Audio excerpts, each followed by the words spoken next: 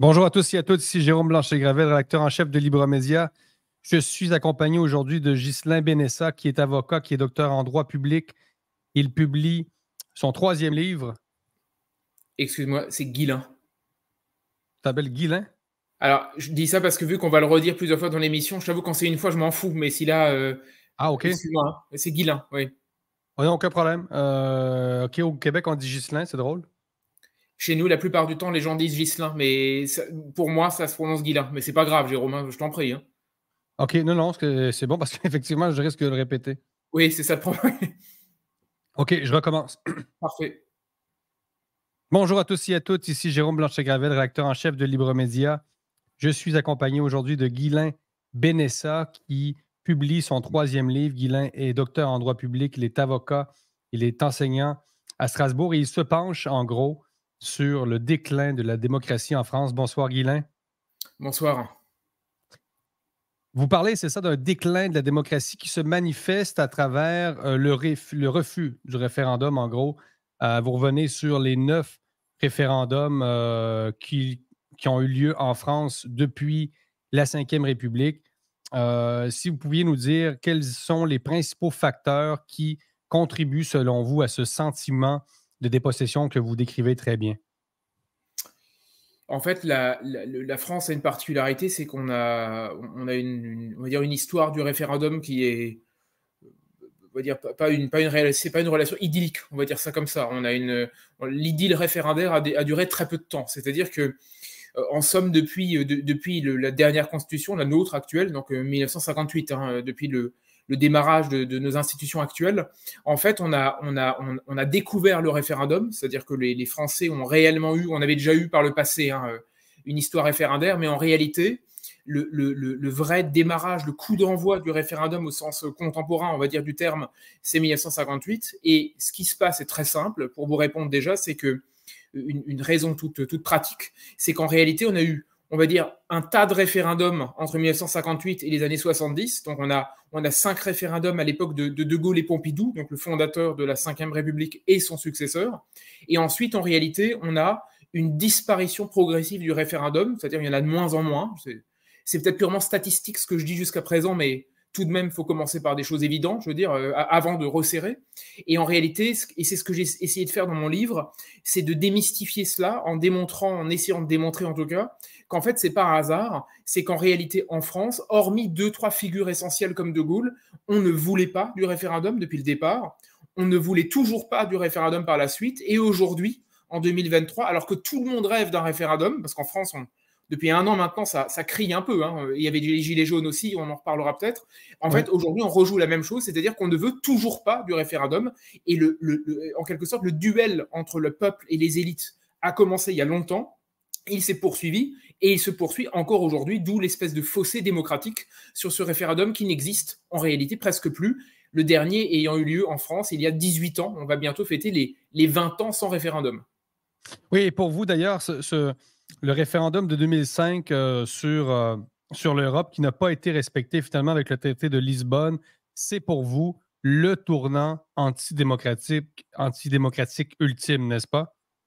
Oui, exactement. Alors, plus qu'un tournant, ce que je dirais, c'est que quelque part, c'est la conclusion logique de l'histoire que je raconte. C'est-à-dire que souvent, Jérôme, c'est très simple, hein, souvent en France, on a l'habitude de partir du principe, enfin l'habitude, pour ceux que la question intéresse, hein, il y a quand même eu, vous savez, que les gilets jaunes, mais pas que les gilets jaunes, mais disons que depuis une dizaine d'années, pas mal de gens s'intéressent au sujet parce que le référendum de 2005 a été important, il a été vraiment un coup de tonnerre. En fait, ce que j'essaye de montrer, et pour moi, c'est de prendre les choses comme ça, comme une chronologie assez lente, assez claire, c'est qu'en réalité, 2005, le fameux nom des Français à la Constitution européenne, ce nom-là, en 2005, c'est pas une surprise, c'est pas une sorte d'étonnement, c'est pas, vous savez, on l'a parfois dit, c'est pas un coup de poignard inattendu, c'est le résultat d'une histoire qui se conclut de la façon la plus presque tristement logique, c'est-à-dire que je caricature, mais en gros, dans les années 70, on a fait un premier référendum sur l'Europe, hein, en 72 pour être précis, un référendum sur l'Europe qui a donné un oui, on va dire assez timide, en tout cas c'est un oui à l'Europe qui n'était pas non plus extatique, qui n'est pas non plus un oui formidable, on va dire ça comme ça. En 92, le traité de Maastricht donne lieu à un référendum en France qui fait passer le oui à 500 000 voix d'avance, donc c'est rien du tout, hein, c'est un mouchoir de poche. Donc il y a, si vous voulez, un premier un coup de semonce en 92, et en 2005, cette fois, les Français franchissent le Rubicon et disent non à l'Europe par le biais du référendum. Donc en réalité, 2005, c'est à la fois le coup de poignard, la fin de ces dates-là, le dernier référendum, celui qui, une bonne fois pour toutes, si vous voulez, atteste du divorce entre les Français et l'Europe, les Français et les élites aussi. Et en plus, 2005, c'est un peu la fin, j'allais dire, la fin de cette histoire et le début d'une nouvelle histoire dans le cadre de laquelle on parle beaucoup du référendum, mais on n'en fait plus du tout, puisque ça fait 20 ans qu'en fait, il n'y en a pas un, et ça fait 20 ans, on le sent bien en France, hein, qu'on discute énormément le référendum, mais concrètement, à cause des juges, de la révolte des élites en quelque sorte contre le peuple, mais aussi de la question européenne, on sent bien qu'on n'arrive même plus à en organiser un, parce que tout est fait pour qu'un référendum n'ait plus lieu. On pourrait vous répondre que vous surestimez peut-être l'importance du référendum. On comprend que dans votre perspective plutôt juridique, d'une certaine façon, pour vous, le refus du référendum, c'est grosso modo le refus de la démocratie, si je résume à l'extrême. Mais que certains pourraient vous dire, oui, mais est-ce que ça vous surestimez pas le rôle du référendum dans la mesure où les gens quand même continuent à voter, évidemment, pour élire leur président, et qu'il y a eu, évidemment, vous décrivez cette France prisonnière de l'Union européenne, technocratique, déconnectée, évidemment, des aspirations populaires. Mais il y a eu le Brexit aussi, c'est-à-dire que est-ce que le Brexit ne vient pas changer quelque chose et est-ce que le référendum doit être vraiment l'expression ultime de cette démocratie en marche dont vous déplorez l'absence?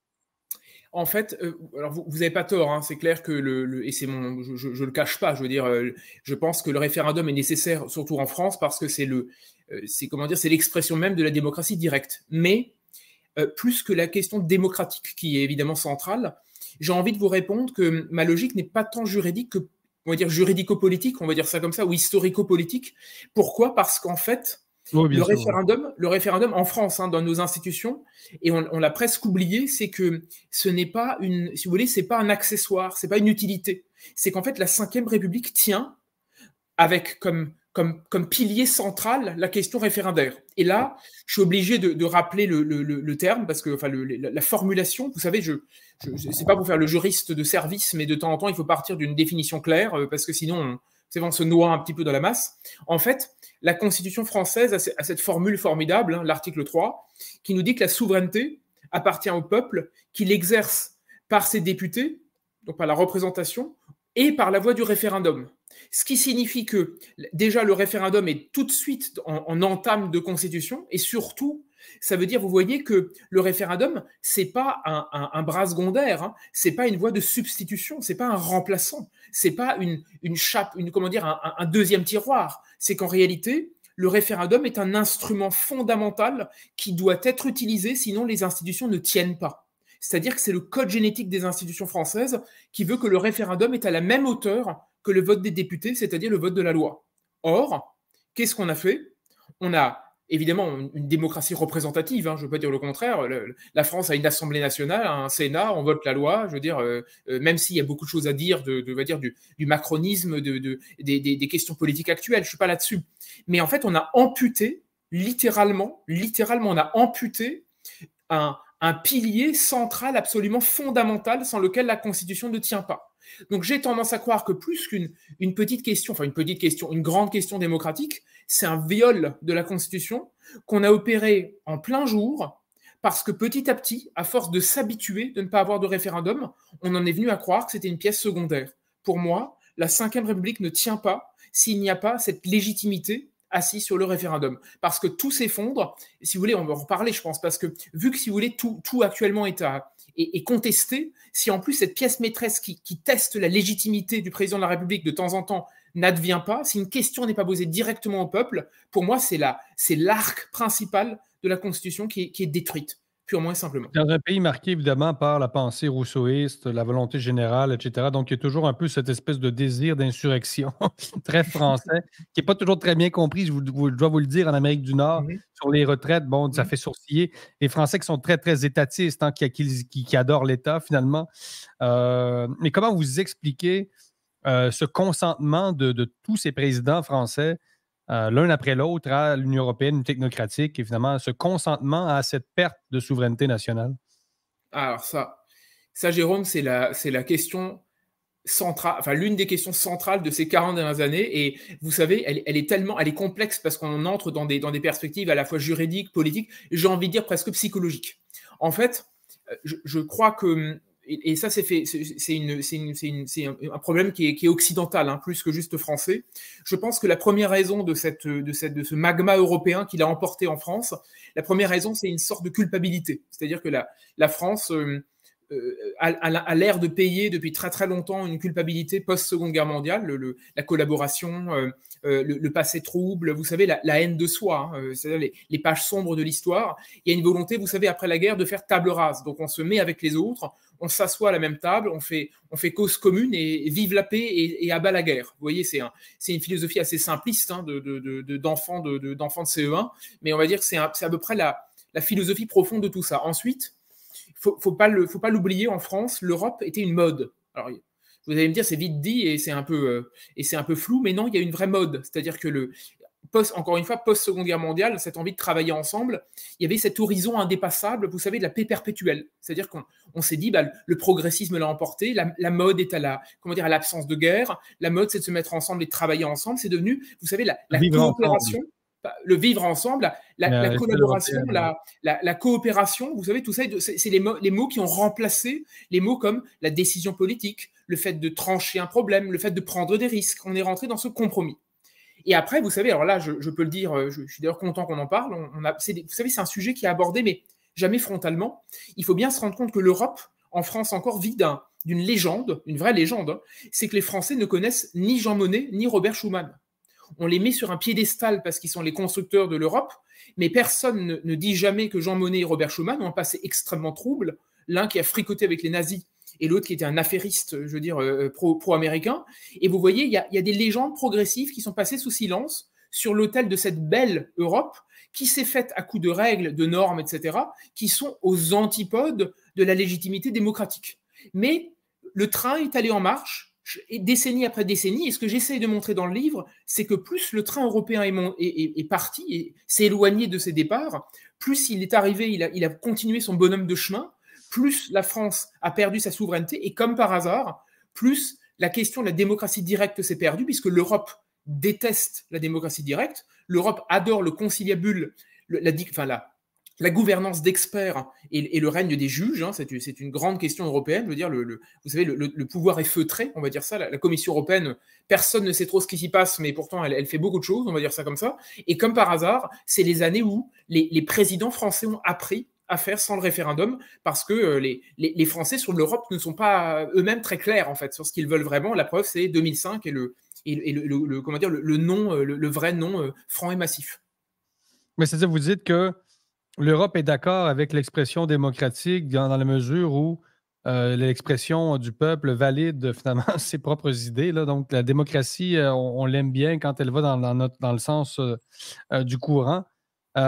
Vous écrivez, plus un seul scrutin n'enregistre les aspirations et la volonté des Français. Justement, vous dites c'est dans l'air du temps, cette espèce de mentalité qui propice à cette soumission. Et si c'était justement le contraire et que finalement que c'était aussi les Français qui souhaitaient ne plus être responsables d'une certaine façon de leur politique, parce qu'on a vu ça aussi durant la crise sanitaire, c'est-à-dire il y a une tendance à déléguer vraiment et à se déresponsabiliser et à se soumettre pour notamment le confort de tous les jours, etc.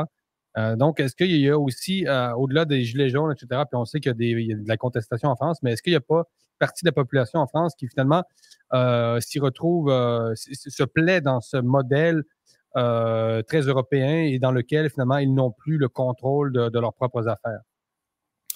Alors, je partage votre avis sur le fait qu'il y a une tendance à la déresponsabilisation, à l'état nounou, vous savez, qui s'occupe des gens en lieu et place d'eux-mêmes. Et Exact. c'est une évidence. Comme dans beaucoup de pays, je veux dire, la France durant le Covid, beaucoup de Français ont eu l'habitude, vous savez, de laisser l'État décider pour eux. Et j'ai été moi-même frappé, je ne le cache pas, je veux dire, très frappé, j'ai écrit là-dessus, j'ai été frappé que les Français valident, consentent à des choses aussi délirantes qu'une attestation pour avoir le droit de sortir de chez eux. Je veux dire, c'était totalement pour aller dans les parcs et dans les forêts. Enfin bref, on ne va pas recommencer l'histoire, tout le monde sait ça, et ça a traversé la planète entière, ou presque, ce genre de délire. Mais je pense quand même, vous savez, pour vous répondre, je suis peut-être plus optimiste, je ne sais pas, ou plus sceptique là-dessus, c'est que je pense aussi, vous savez, que plus on apprend, plus on a l'habitude de ne pas être consulté, plus on s'habitue à ce que plus personne ne vienne vous voir. C'est-à-dire que les Français, je pense, votent de moins en moins parce qu'ils ont le sentiment que les élections ne servent plus à rien. Mais ils ne servent plus à rien, pas seulement parce qu'ils s'en remettent au prince ou ils s'en remettent au souverain sans se poser de questions.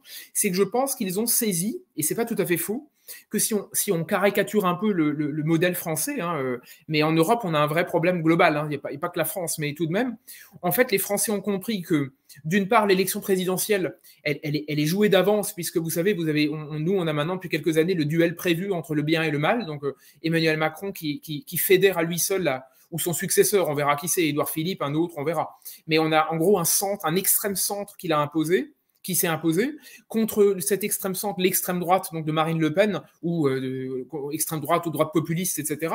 Donc en fait, la présidentielle est presque jouée d'avance. Toutes les élections intermédiaires, donc législatives, régionales, cantonales, etc., ne servent plus à grand-chose puisque, en fait, l'exécutif, le gouvernement n'en tient pas vraiment compte. Il n'y a pas d'électrochoc, il n'y a plus de dissolution, il n'y a plus de changement de Premier ministre, ou très peu, etc. Les choses rentrent dans l'ordre. Et au bout de tout ça en plus, les Français ont compris que de toute façon, le président de la République prend ses ordres de Bruxelles. Donc, c'est-à-dire dans de plus en plus de cas, que ce soit la question énergétique, mais les questions notamment de crise sanitaire aussi, questions sanitaires, ou bien des questions économiques, de concurrence, etc., ou des questions de compétitivité, ou des questions fiscales d'ailleurs, toutes ces questions sont encadrées, pour ne pas dire pilotées, par la Commission européenne. Donc, en fait, je pense qu'au bout, ils se disent, mais finalement, pourquoi aller voter, puisque tout est joué d'avance selon un schéma bien arrêté. C'est pour ça que pour moi, le référendum est encore l'instrument à choyer, à mettre en avant, parce que le référendum, c'est le dernier moment, vous savez, de suspension. C'est le contre-pouvoir absolu, finalement. Le dernier moment d'incrédulité. Oui, et même, alors, admettons même que la réponse valide, admettons qu'on pose, vous savez, vous posez un référendum demain. Admettons que le référendum valide la position du gouvernement, un oui, quelle que soit la question, restons général. Ça veut quand même dire que pour une fois, le peuple a la perspective entre un choix, un oui et un non, a tout d'un coup entre ses mains, vous voyez, une possibilité de changer la chose, c'est-à-dire de dire, si on dit non, on arrête le train. Alors en 2005, c'est pas vraiment ce qui s'est produit, puisque Lisbonne, mais on en reparlera peut-être, a en fait rattrapé la Constitution. Mais vous voyez, je pense que le référendum, c'est le dernier moment d'incrédulité, de surprise, de risque, de curiosité, dans un environnement où tout est prévu à l'avance. Et ça, c'est ce qu'on ne veut plus, parce qu'on se dit, attendez, les Gaulois réfractaires, comme vous l'avez dit vous-même, les Français insurrectionnels, oser leur poser une question et prendre le risque qu'ils disent non, attention, arrêtons là, parce que la dernière fois qu'on l'a fait, ça a mal tourné. Mais c'est vrai que c'est un risque, c'est-à-dire qu'on le voit aussi dans le cas quand des États veulent faire sécession. Vous savez, évidemment, vous le savez mieux que moi, en fait, le référendum est aussi un instrument qu'on utilise ailleurs qu'en France pour justement poser des questions aux Catalans, aux Écossais, aux Québécois. Est-ce que, voulez-vous? Et même dans ces États-là, il y a des gens qui vont dire le 50 pour 1 plus 1 n'est pas suffisant. Il faudrait peut-être avoir le 75 %. Donc, est-ce qu'au-delà de la France, il y a un refus occidental du référendum? J'ai envie de vous poser cette question-là, Guylain, Vanessa. Ou c'est vraiment, ou vous sentez ça encore plus fort en France? Évidemment, le livre, Le référendum impossible, se concentre sur la France, mais est-ce qu'il y a une perspective occidentale aussi à tout ça, là? Européenne, forcément, là, mais... Alors, pour vous répondre clairement, évidemment, les pays limitrophes, les pays voisins de la France, je pense notamment à la Suisse, qui est, vous le savez, c'est la carte postale, mais c'est vrai. En Suisse, évidemment, on a un référendum. Le référendum est un instrument habituel. Donc là, on a le contre-modèle à la France, avec vous savez, des batteries de questions qui sont posées aux Suisses assez régulièrement sur tout un tas de sujets, que ce soit des questions d'identité, des questions économiques, des questions d'ailleurs toutes bêtes, j'allais dire de vie courante. L'instrument est là. Mais vous allez en Italie, dans d'autres pays, le référendum existe. Par contre, et alors là, basculons 2 minutes de l'autre côté de l'Atlantique, enfin de l'autre côté de l'océan, pardon. Évidemment, de la même façon, vous allez comment dire, aux États-Unis, vous avez des États comme, vous savez, la Californie, mais d'autres, hein, qui ont l'habitude du référendum. Donc, je veux dire, c'est pas un mal, ou c'est pas un objet qui meurt. Par contre, pour vous répondre clairement, ce que j'observe, peut-être que c'est le prisme français, c'est possible, mais quand même, j'observe que si on prend l'Europe, restons sur l'Europe 2 minutes. L'Europe a beaucoup de mal, là je parle de l'Union européenne, hein. L'Union européenne a beaucoup de mal avec toutes les questions de démocratie directe parce que elle a peur, comment dire, elle a peur, vous savez, du risque d'une question posée, du risque de la grande question, c'est-à-dire de l'instrument légitimaire ou de légitimité par excellence. L'Europe préfère largement la jurisprudence, les arrêts de ses juges, la commission, etc., pour imprimer son pouvoir. Donc, pour vous répondre plus largement, je pense que on parle beaucoup de démocratie participative par les temps qui courent, c'est-à-dire de faire participer le citoyen avec des consultations locales, vous savez, des référendums locaux. C'est-à-dire, par exemple, à Paris, un exemple très simple, à Paris, on se pose la question de savoir s'il faut un référedum à Paris, hein, uniquement concentré sur la région parisienne, un référendum sur l'usage des trottinettes électriques. Vous voyez, parce que il y a un vrai délire parisien, mais pas que, sur comment dire, l'organisation urbanistique de la ville, eu égard à la prolifération des trottinettes. Je sais qu'il n'y a pas que Paris, hein, qui est concerné, mais la question se pose chez nous. Mais ce que j'observe, c'est que, et je me méfie de ça, peut-être que je suis trop sceptique, mais durant le Covid, j'étais sceptique et je m'aperçois que le réel ne me donne pas tort aujourd'hui sur certaines questions. J'ai l'impression qu'on pose des questions qui n'intéressent pas tout le monde, mais qui intéressent, vous savez, des publics ciblés, pour éviter de poser des vraies questions par référendum qui intéressent la nation tout entière. On se rabat sur des questions très secondaires, voire insignifiantes par référendum, comme les trottinettes. Exactement. Et de dire, en nous, gros... on appelle les grands enjeux... Enfin, parce que moi, j'appelle les grands enjeux. Mais enfin. Alors, figurez-vous, Jérôme, vous me coupez l'herbe sous le pied parce que je vous ai suivi avec les grands enjeux depuis la France. Je vois ce que vous écrivez ou ce que vous dites. Et c'est vrai que je m'aperçois que, je partage largement vos angoisses ou vos remarques et vos observations sur le modèle. Mais effectivement, j'ai un peu cette idée, c'est qu'on va donner, vous savez, du pain et des jeux. C'est-à-dire qu'on fera semblant de dire aux gens, vous avez quelque chose à délibérer, vous avez quelque chose sur laquelle votre réponse aura un impact, alors qu'en réalité, sur la question centrale, par exemple 2005, la Constitution européenne, alors là, on a fait un rapt, hein, on a kidnappé la réponse, on a fait le traité de Lisbonne, et aujourd'hui, 16 ans plus tard, on en vit les stigmates tous les jours. Par contre, on va dire aux gens, vous inquiétez pas, sur la question des éoliennes ou des trottinettes électriques, alors là, vous allez avoir le droit de vous exprimer. Mais très honnêtement, j'aimerais plutôt qu'on pose une question aux Français qui intéresse tout le monde et qui impacte la démocratie tout entière et l'avenir de la nation, du peuple qui fait corps dans son ensemble, plutôt que de fragmenter la population en lui demandant si oui ou non vous êtes favorable à plus d'éoliennes ou plus de trottinettes électriques dans le centre de Paris. Ça ne me paraît pas tout à fait imbécile. Mais comme vous dites, on ne fait pas confiance au peuple. On pense que le peuple est fondamentalement inapte finalement à répondre à ces questions-là. Est-ce que l'écart s'est maintenu ou s'est creusé davantage entre l'élite, entre guillemets, et le peuple, à la mesure où on connaît évidemment l'histoire de la Révolution française? C'est une histoire un peu interminable finalement, mais finalement, le peuple, on n'a pas de considération véritable pour lui. C'est ce que vous décrivez aussi dans le livre. Il y a...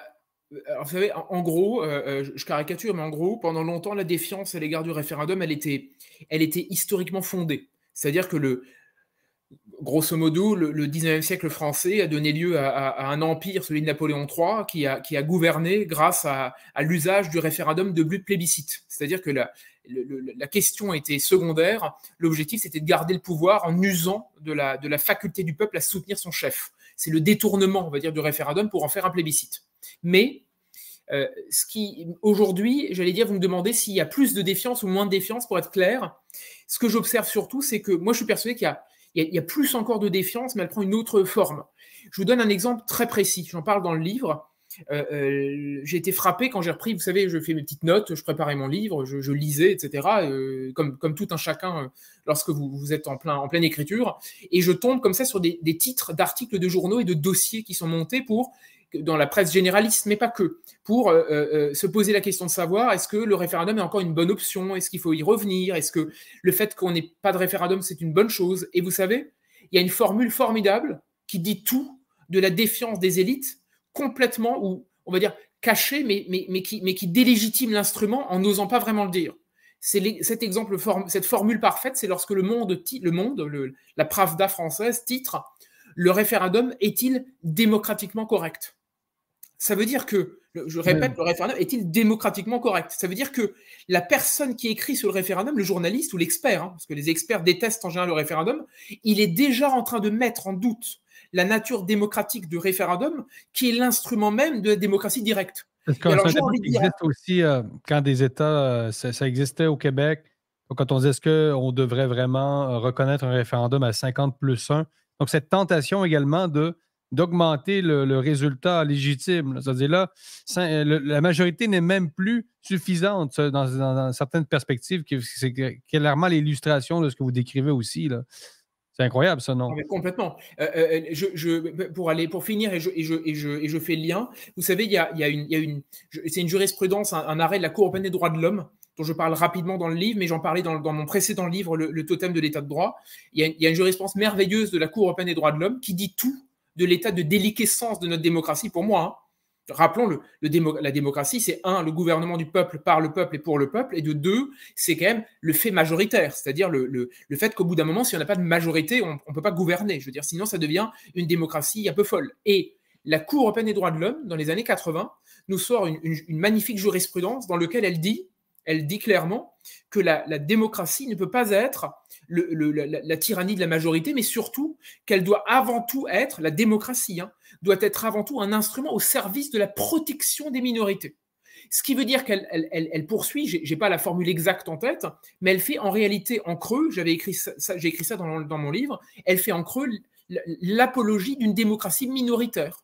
Alors ça, c'est merveilleux. Ça veut dire qu'on a une démocratie, donc démos, je veux dire l'instrument du peuple, enfin le gouvernement du peuple, encore une fois, elle détourne la chose pour dire il n'y a de démocratie réelle et respectable que si elle défend des intérêts minoritaires, c'est-à-dire si elles font le lit des poussées minoritaires. Et alors là, on arrive, pour moi, dans la démocratie libérale contemporaine, en France, mais pas que, où on s'imagine que des dérives, des tyrannies de la minorité, vous voyez, des questions qui n'intéressent en gros qu'une poignée d'individus, sont plus importantes que les problématiques générales qui dictent la conduite tout entière de la nation.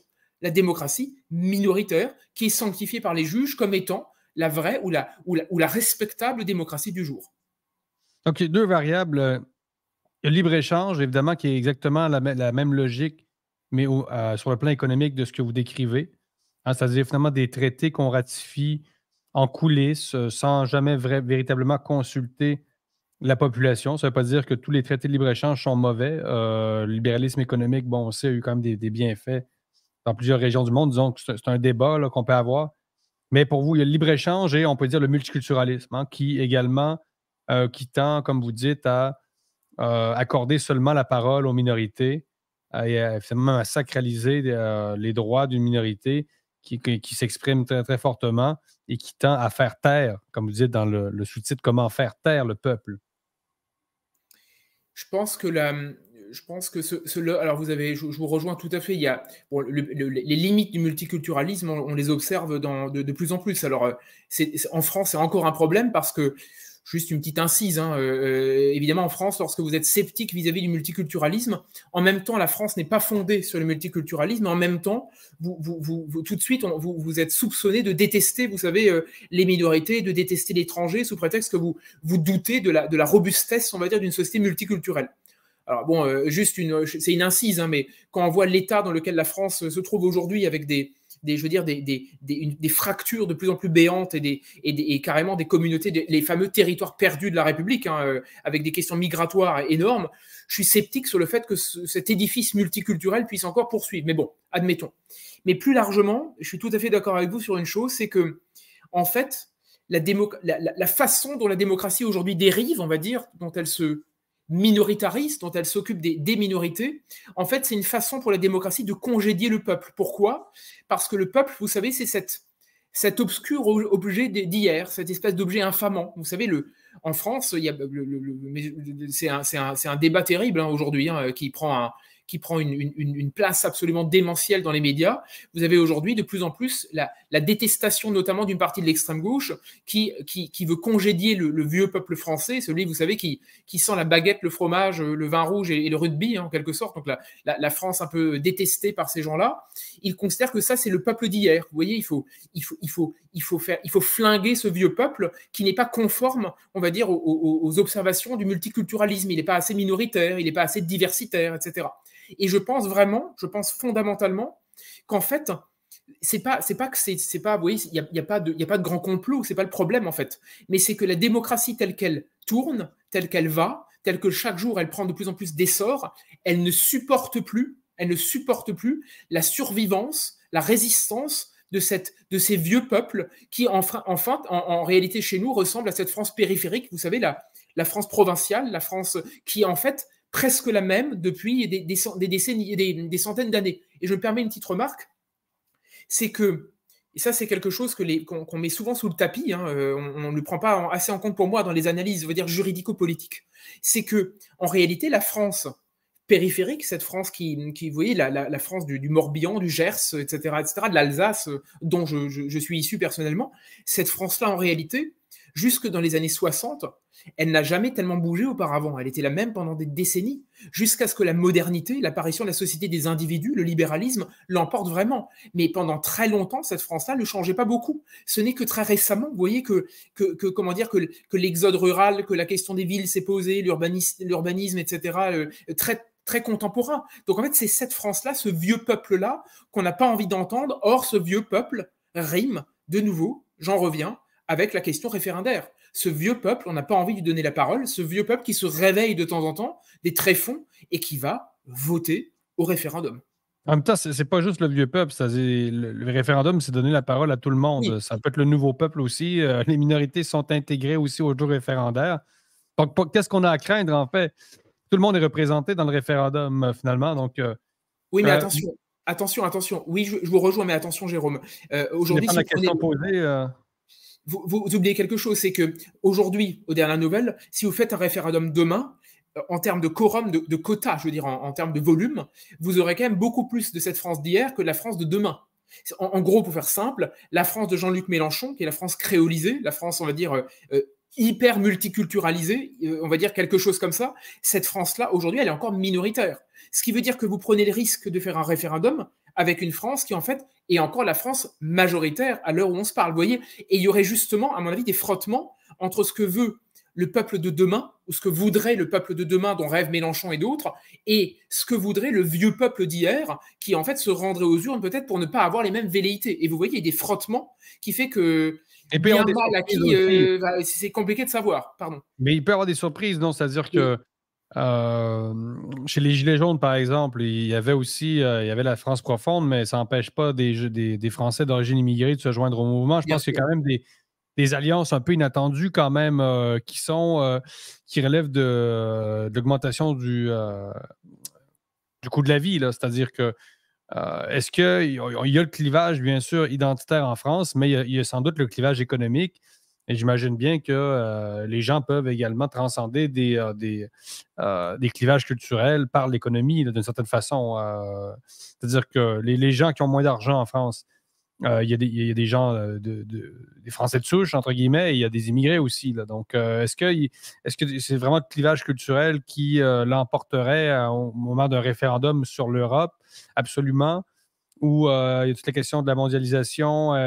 Est-ce qu'il n'y a pas des alliances inattendues quand même qu'on peut anticiper en France? C'est-à-dire les agriculteurs déçus par la mondialisation, avec des communautés marginalisées, immigrées, soyons clairs. Là. Ou c'est impossible? Non, attendez, non, je vous rejoins. Ma remarque tenait surtout à la façon dont la notion de référendum rime avec la notion de peuple en tant que tel. Vous voyez les interactions, de quel peuple on parle, comment est-ce qu'il se compose. Vraiment, en termes de j'allais dire de clientèle électorale pour ceux qui réfléchissent pour les politiques qui sont pris là-dedans. Je parle encore une fois des questions identitaires qui fragmentent la société. Mais là où vous avez totalement raison, et je vous rejoins, mais complètement, hein, et ça se voit très largement dans la politique française, hein, c'est que vous prenez un électorat ou plutôt une stratégie, mais je pense aussi un électorat l'électorat, hein, comme celui de Marine Le Pen. Je parlais de Mélenchon, basculons de l'autre côté. Il est clair que la stratégie de Marine Le Pen, mais c'est pas la seule, hein, c'est qu'elle est sûre que, et là-dessus, je pense qu'elle a raison, hein, profondément. Je pense que les questions de déclassement économique, la disparition des classes moyennes, hein, ou l'appauvrissement des classes moyennes, fait que de toute façon, sur des questions économiques transversales, des questions qui touchent tout le monde, il est clair qu'il y a des points de jonction qui dépassent très largement les questions identitaires. Ça, c'est clair. Et je pense d'ailleurs que plus cet appauvrissement va se poursuivre, parce que je vous assure que la France se porte pas bien. C'est-à-dire, quand bien même on a envie, vous savez, de temps en temps, de nous faire croire que ça va mieux, etc., parce qu'il faut bien réenchanter le monde, 2 minutes 30, vous savez, l'espace de quelque temps.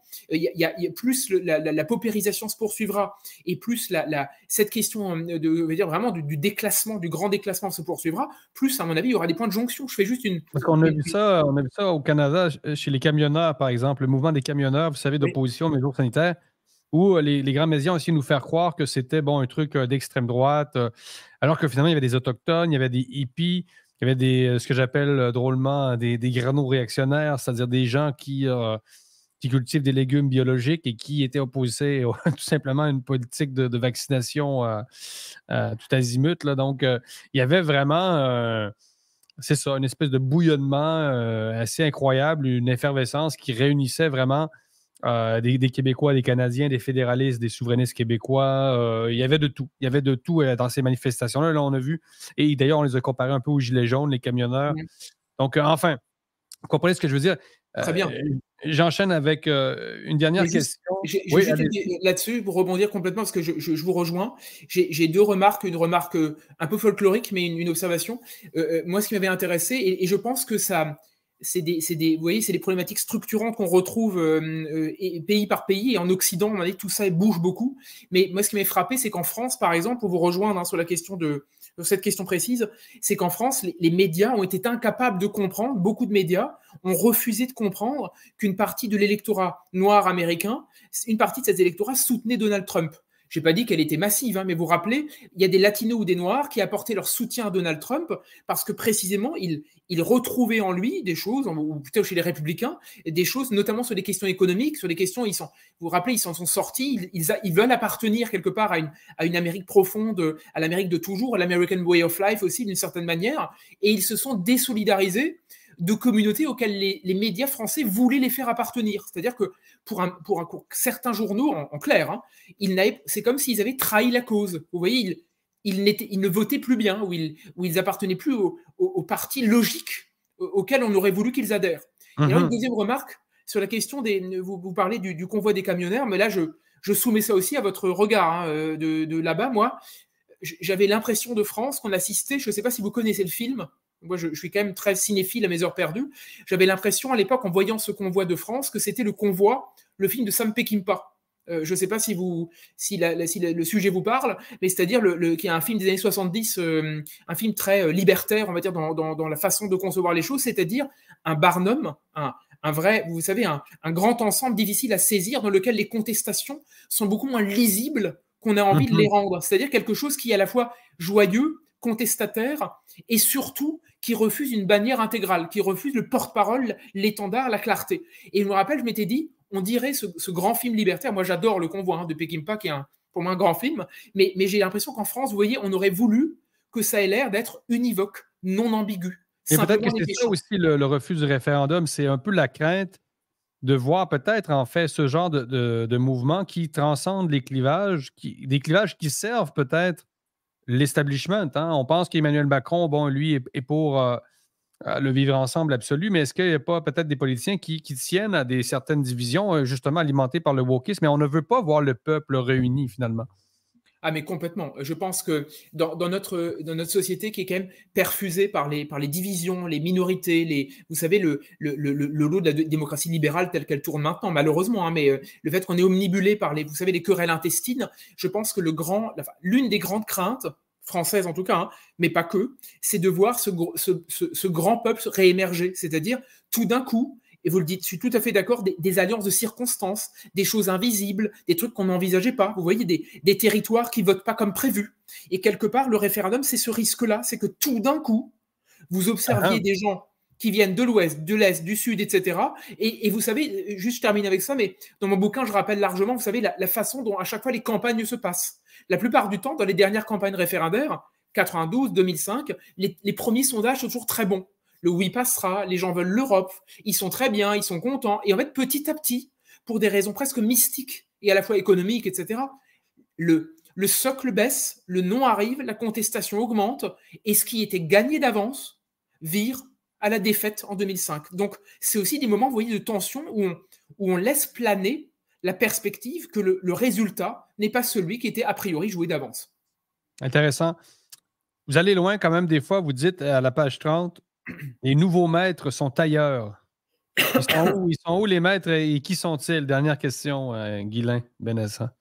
Je pense que alors là, je parle de mon pays, mais je pense que les gens, les citoyens français ont très largement compris que j'aime beaucoup l'expression de Philippe Séguin pour vous répondre. Vous savez qu'il disait que les Français sont en gros des politiques qui ont pris l'habitude de se fournir au même grossiste qui s'appelle l'Europe. Et on a bien compris que l'Union européenne était le grossiste et que nous étions dans la peau du petit magasin, vous voyez, qui dépend de son approvisionnement par le maître européen. Et surtout, et je terminerai avec ça, vous savez, je ne suis pas souverainiste d'obédience politique, c'est pas mon problème, mais j'ai appris juridiquement ce que c'était la souveraineté.